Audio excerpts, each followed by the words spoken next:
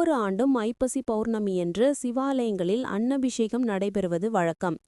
அவ்வகையில் நிகழாண்டு ஐப்பசி மாத பௌர்ணமியையொட்டி மயிலாடுதுறையில் பல்வேறு சிவாலயங்களில் அன்னபிஷேகம் நடைபெற்றது. பார்வதி தேவி மயிலுரு கொண்டு சிவனை வழிபட்ட தலமான மாயூரநாதர் கோயிலில் சுவாமிக்கு அன்னபிஷேகம் நடைபெற்றது.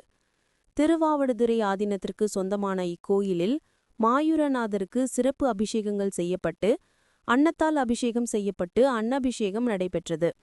இதில் ஏராளமான பக்தர்கள் வழிபாடு நடத்தினர்.